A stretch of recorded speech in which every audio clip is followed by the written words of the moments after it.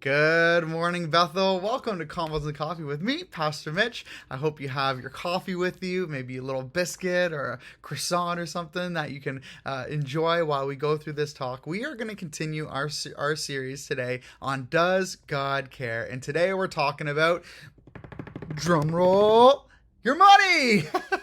No, don't turn it off. Don't turn it off. This is going to be awesome. I believe that we can walk out of this feeling enriched, feeling a deeper understanding of who God is in our lives, and hopefully with a different perspective on the funds that he's entrusted us with. Now, first off, this is not going to be a tithing discussion. This isn't going to be about, how it is that you're spending your money. It's more about the concept of just money in general and how we put such an emphasis on it here in our North American culture. We try so desperately to get as much and as much and as much as we can. And I just want to encourage you that God isn't concerned about, how much money we have or how little money we have, but he's concerned with what we are doing with those funds.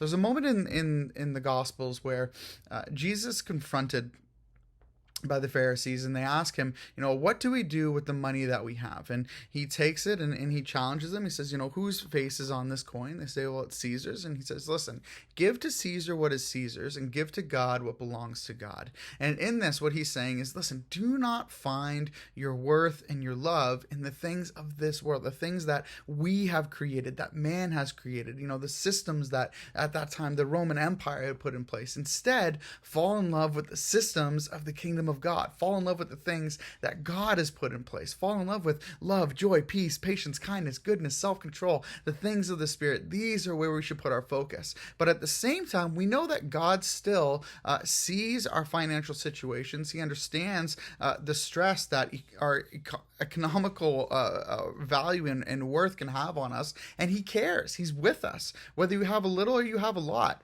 How do we know this? Well, we know that in Mark chapter 12, verses 41 to 44, Jesus kind of took the disciples through this. It says this, and he sat down opposite the treasury, he being Jesus, and watched the people putting money into the offering box. Many rich people put in large sums, and a poor widow came and put in 2 small copper coins, which make only a penny.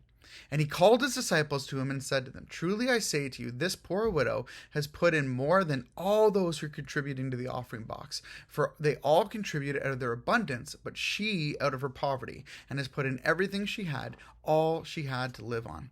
Here, Jesus was calling their attention to the fact that it wasn't the amount of sum that Jesus was watching and really concerned about as people were pouring in. I'm sure the people watching, the crowds watching, as people poured coin after coin into the offering box would have been like, wow, that's amazing. Those people are so awesome. And when that older woman came by and only gave her 2 copper coins, I'm sure some were looking and saying, really? 2 copper coins on the day that we're collecting the offering, on the day that we're raising funds? That's all she has to give? But Jesus knew better. Jesus knew that those who were giving a lot could afford to give a lot. And this poor widow who came, that she gave everything that she had. Basically, the parable and the example here is that we know that this widow was trusting God with everything.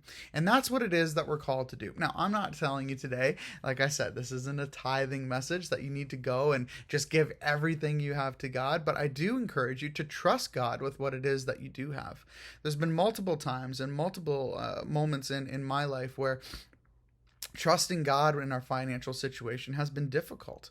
And yet I've always found that as we trust God, there's a peace that comes in that. And so I encourage you today that just remember that the funds that you do have, those come from God. And he has entrusted you to deal with those things properly. We don't want to be frivolous with our money. We don't want to run a crazy amount of debt. God cares about our financial situation. We are called to be good stewards of the things that he has given us. We're called to be good stewards of our family. We're called to be good stewards of our kids, of our time, the effort that we put in at our job, and we are also called to be good stewards of the money that God allows us to have. right, that God entrusts us with.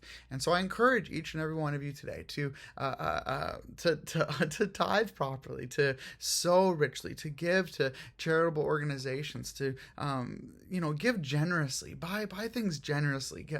Don't be concerned about the things that you can collect for yourself, but instead try to meet the needs of those around you. Try to make sure that you're pouring into the lives of others around you, so that we together collectively as the community of God can move forward into what it is that God has for us. Does God care about our money? Of course he does. Of course he does. But it's not about the sum. It's not about, our net income. It's about what we're doing with what God has entrusted us with. He cares about how we are handling the things that we've been entrusted with. And so I encourage each and every, let's not fall in love with money. Instead, let's look at the money that we have as a tool. Let's look at it as an opportunity to be able to help out those around us, to be able to provide a good future for our kids and kids in our community, and to be able to meet people's needs and show them that, hey, for those that don't know Jesus, what a great example it is as we take this thing that the world values so much in money, and we give it away freely and say, this is not where we find our worth.